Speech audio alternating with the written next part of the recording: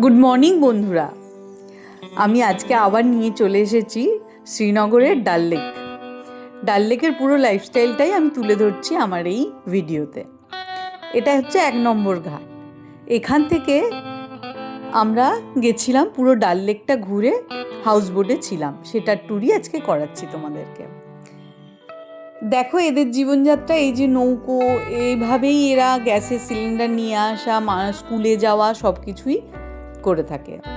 ঠিক যেন মনে হচ্ছে একটা অন্য জায়গাতে আছি, যেটা মানে মাটির সাথে কোনো যোগাযোগ আছে বলে মনে হয় না এদের জায়গাটায়। এই সামনের যেগুলো দেখতে পাচ্ছ, এগুলো হাউস বোট, এগুলো হোটেল পারপাস ভাড়া দেওয়া হয়ে থাকে।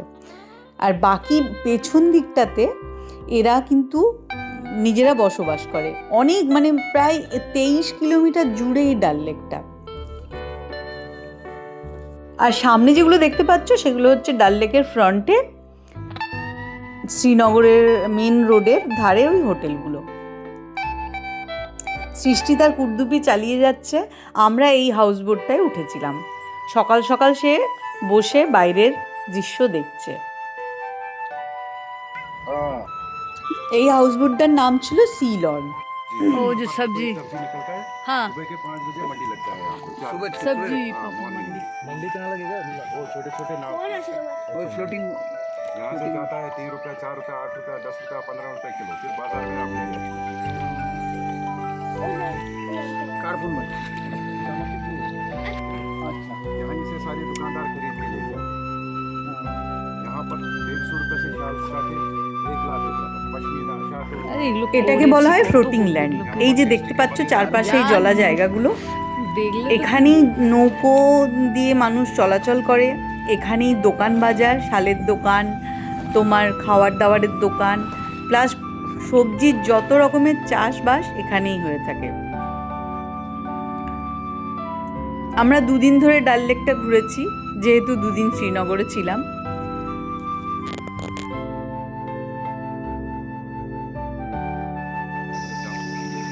क्या खेती बोलते हैं इसको? Floating land. के ऊपर है इसमें জমি না হলে চাষ হবে না, মাটি না হলে চাষ হবে না তো। কিন্তু এটা ফ্লোটিং জমি। হ্যাঁ, ফ্লোটিং জমি তো। এতে সব রকম সবজি চাষ হয়, ये सब्जी होता है खेती। सब तरह का सब्जी होता है। हाँ, आगे आगे आएगा ना गांव, हाँ ये पूरा गांव में इधर खेती बाड़ी होता है, टापू टापू के ऊपर। আর হ্যাঁ, এই যে নৌকায় ভ্রমণ, এখানেই কিন্তু কাছাকাছি সব দোকানদাররা চলে আসে। চা থেকে শুরু করে খাবার দাবার সব রকমই পাওয়া যায় এটাতে। ইভেন কি জুয়েলারির দোকানও নৌকোতে করেই ঘুরে বেড়াচ্ছে। এখানেই এই যে এগুলো দেখতে পাচ্ছ, এই ধারে এর মধ্যেই পুদিনা, ধনেপাতা সব রকম হয়েছে।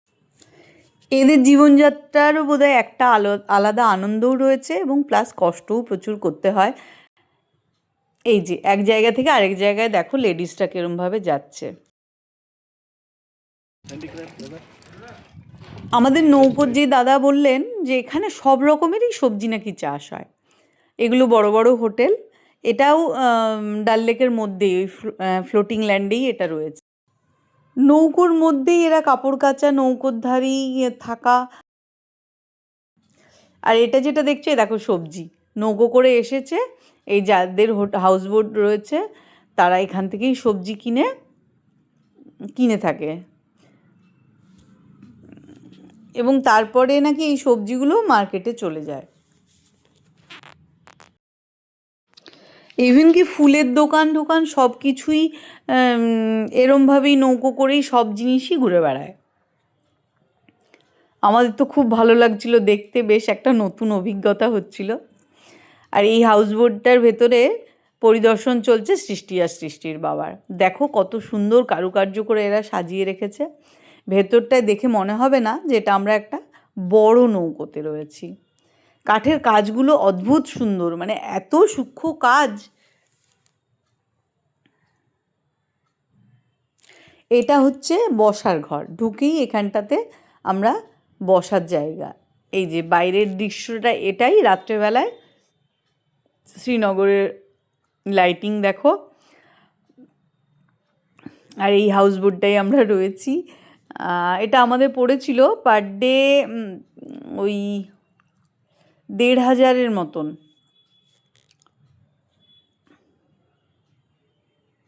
ওর থেকে একটু কমই হবে, তাও সব নিয়ে ওই একটু খাবার চেয়েছিলাম, তো এখানে সবাই ওই ম্যাগি ধরিয়ে দেয়, ওগুলো নিয়ে ওই 1,500-এর মতন পড়েছিল। আর এই ভেতরটা ঢুকেই প্রথমে ড্রয়িং রুম, এখানে সবাই বসে আড্ডা দেওয়ার,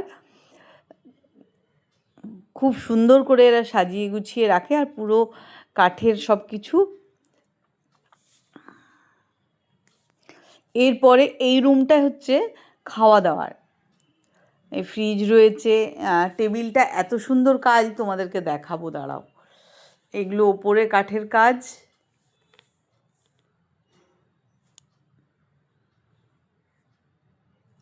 দেখো টেবিলটার কাজ দেখো, ভীষণ সূক্ষ্ম কাজ। সৃষ্টি 1 মিনিটও বসে নেই। আর এটা হচ্ছে করিডর। এই যে ডান দিকের যে দেওয়ালগুলো দেখছো, এগুলো এক একটা রুম।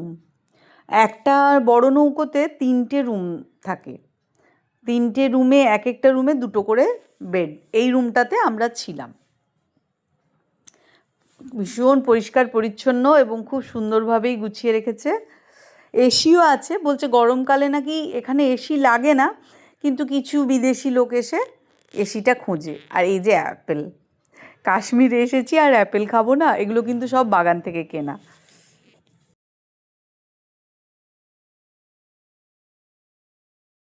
আর এটা হচ্ছে বাথরুম, বাথটাব থেকে শুরু করে সব কিছুই অ্যাভেলেবেল এখানে। এলাহি ব্যাপার, বলছে সিজনে নাকি এটা 6,000-8,000 অবধি ভাড়াটা চলে যায়।